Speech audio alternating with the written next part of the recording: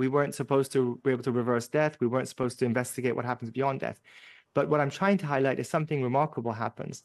And these testimonies come from millions of people all over the world. It's a question that has baffled the greatest human minds throughout history.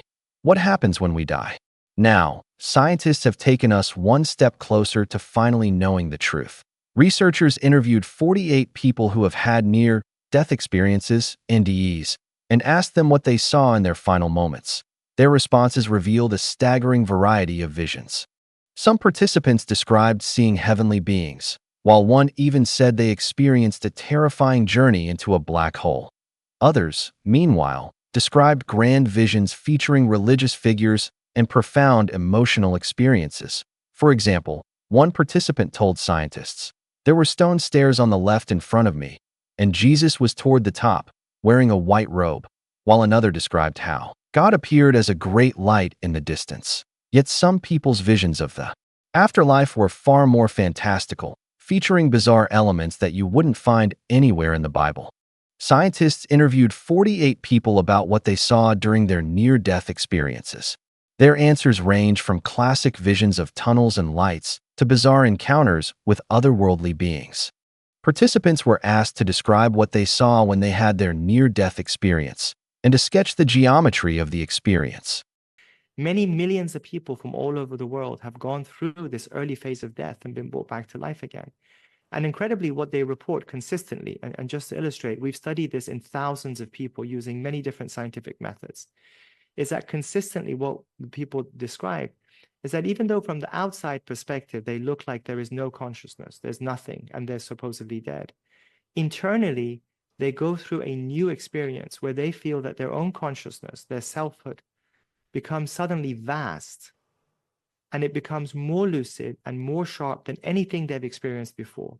NDEs are intense and often life-changing experiences that occur during life-threatening situations such as cardiac arrest or respiratory failure. Estimates suggest that about 4 to 8% of the general public have had an NDE. However, despite being surprisingly common, scientists have struggled to find a way of systematically studying such intense and personal experiences in a new study. Currently awaiting peer review, researchers tried to categorize NDEs by interviewing people about the geometry of their experience. Surprisingly, these interview sessions revealed that no two people experienced exactly the same thing as they approached death. Even people who had visions of religious figures like God, Jesus, and the angels saw wildly different things. One participant described how they became light and saw Jesus at my right, bearded, robed, there to show me the way out. Another told the interviewers, "God force entered from in front of me toward the right. I had the feeling of wanting to lift my head up, but could not or felt that I shouldn't." Many individuals reported seeing religious figures such as God or Jesus. The researchers say this is because our cultural beliefs provide the scaffold for the near-death experience hallucinations. Some participants recalled fantastical visions of strange beings and journeys to unknown locations, while others were much simpler and only described lights or tunnels. Meanwhile, another participant gave an incredibly detailed description of an angel that had come to visit them in their final moments. They said this being had exquisite white wings, the feathers incredibly detailed and layered onto one another, and his face was that of a Greek god, very symmetrical and with polished hair like you see in Greek statues. Speaking to the Daily Mail, lead author Dr. Franz Lerner of the Beijing Institute of Mathematical Sciences and Applications explained how our cultural background provides the scaffold for the hallucinations caused by an NDE. This might explain why one participant reported hearing men reading the Torah rather than seeing Christian iconography. On the other hand, many people's NDEs had no religious content at all and contain many of the classic near-death features, such as bright lights and long tunnels. One participant described being enveloped with an organic tunnel that was completely black but had iridescent qualities. Other participants reported seeing scenes that would be more suited to a sci-fi film than a religious text, including a terrifying visit to a black hole. They have a perception that they separate from themselves and are able to gather information about what's happening to them as doctors and nurses are trying to revive them. And they're gathering this information almost like in 360 degrees, and they come to recognize that it looks like I'm dead. They're trying So to they save me, but I'm not dead. Yeah. So those movie And scenes of someone looking at the scene, looking down on the, exactly, on the operating table where they are dead. exactly. Those are not so far-fetched. No, these are consistent. These are people from all over the world of all ages who describe that. And then what's really remarkable is that in this state, they then start to relive every single moment of their lives, every interaction they've had with others. They're able to relive it, not only from their own perspective of what they experienced, but also the other person's experience and their perspective. So, for example, if they had done something to hurt somebody, they relive the exact same pain the other person has had. And if they've done something that caused happiness in other people, they relive the same happiness, but now multiple times over. But how can that be possible within such a small amount of time? You can't possibly run through all that in, seconds, can you? Well, of course, I hear you. Nothing about this is what we expected it to be. We weren't supposed to be able to reverse death. We weren't supposed to investigate what happens beyond death. But what I'm trying to highlight is something remarkable happens. And these testimonies come from millions of people all over the world. And what we know is that this is what they are able to somehow recall. And what they tell us is that, as I said to you at the beginning, they suddenly experience that their consciousness becomes vast. It's almost like, think of the analogy of an iceberg, where most of our consciousness we don't have access to. You and I can't remember more than a fraction of our lives now if they asked us to. But yet in death, it's as if everything was recorded in us during life. And in death, this whole thing comes to the fore, like an iceberg that emerges. And that person, they say these things. They say it was remarkable. I could suddenly process millions of sets of data all at the same time. So it suggests there's something hidden about human capabilities and consciousness. Yes, it does. I was just about to say that it basically suggests that we only operate to a small amount of our potential function. And that somehow in death, it looks like, you see, when we die, the braking mechanisms are removed. And so part of that leads to the body to release, for example, thousands of times more hormones that are designed, like steroids and adrenaline, that are designed to save your life and restore the heartbeat again. This is called auto-resuscitation, and it sometimes works. Your genes that were dormant throughout life, that are designed to repair damage, suddenly become activated after death.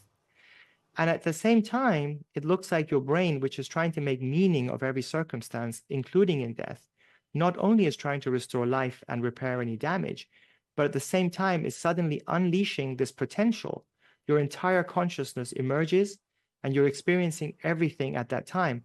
And you're suddenly evaluating your entire life based upon a prism of morality and ethics.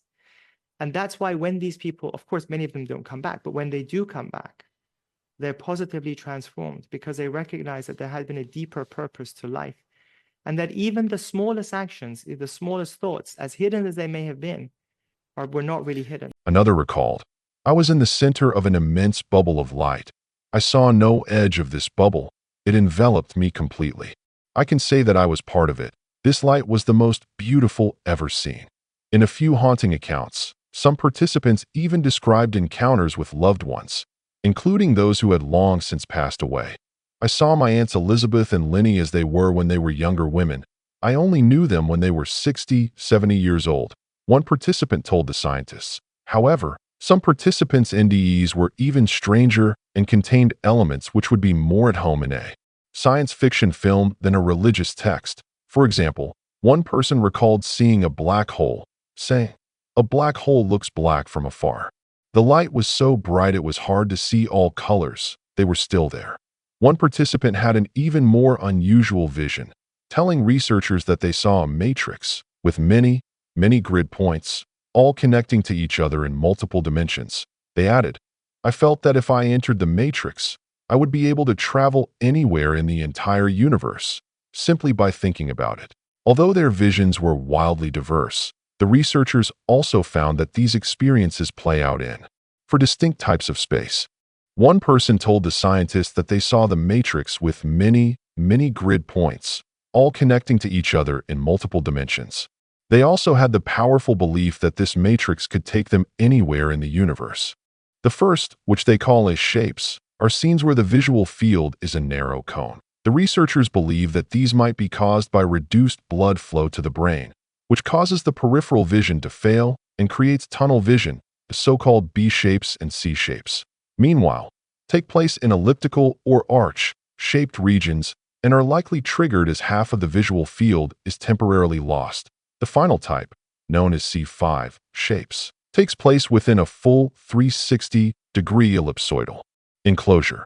Interestingly, the researchers found that people typically progressed from an A shape to a C5 shape experience as their NDE progressed, suggesting that they share the same physical cause. The researchers say that all NDEs are caused by a breakdown in the coherence between visual and other physical inputs that normally sustains our sense of bodily unity. Dr. Lerner explained that the shape of an NDE was caused by the way our visual field changes when the brain starts to shut down. Importantly, she says this doesn't imply that there is a separate soul or that our consciousness is capable of somehow leaving the body. February 5th, I was flying direct from Toronto to Dubai in economy class, and with 2.5 hours left in the flight, I had to get up and go to the bathroom. This was the first time that I got up on the whole flight. And I walked to the bathroom. Thank God somebody was in the bathroom. Otherwise, I would have been in the bathroom and locked the door behind me when this happened. I was waiting for the bathroom and I got this really deep, dull, aching pain in my chest out of nowhere. And I coughed 3 times, and that was the last thing I remember. I was unconscious for 5 minutes. I fell, I collapsed. I hit my head. You can't see it anymore. I'm actually wearing makeup covering it up, but I had a huge black eye. I hit my face. I have still a bit of a bruise here from where I fell. And I was unconscious for 5 minutes. I had a near-death experience, which is maybe something for another video. And thank God there was a doctor on board and some very amazing, competent flight attendants who essentially saved my life. They gave me an oxygen tank, carried me to business class, laid me down, and I was vomiting profusely, sweating. They took extreme good care of me. What happened, you might be wondering? I had a massive bilateral saddle pulmonary embolism, a blood clot in both of my lungs. This typically causes most people to die instantly, or they die in the first 1 to 2 hours. Generally, over 6 hours without treatment, then 0% chance of survival. Fast forward in this story, I got to the hospital 6.5 hours later, because remember, we still had 2.5 hours left of the flight. And then they took me to the airport clinic for about 3 hours. And then I got to the hospital where they had to run tests to diagnose me, brain scans and all the scans and the blood work. And that's when they realized that I had an extreme life-threatening blood clot that was affecting both of my lungs. And it was essentially a miracle that I was still alive. And I was hospitalized for 6 days after the treatment worked at Dubai's Rashid Hospital. Amazing healthcare, by the way. But my PSA of this whole story, why this blood clot happened to me, an otherwise perfectly healthy 33-year-old woman. The doctors believe because I wasn't moving on my flight, so please get up and move on your flights. And I was on estrogen birth control. Again, estrogen birth control is like a huge blood clot risk. I didn't really understand what that meant until now, but if you are on estrogen birth control, or if you are doing hormone therapy for perimenopause, menopause, please just talk to your doctor, because the estrogen is a huge blood clot risk from what I've learned, on top of not moving on the flight. I was also wearing compression stockings for the very first time. I had them perfectly measured at a vascular clinic, and it was my first time wearing them. So if you're wearing compression stockings and not moving on your flights, it's actually detrimental because it cuts off your blood flow if you're seated in an economy class for an extended period of time, like I was, and like most people are, let's be real. So that's how I almost died.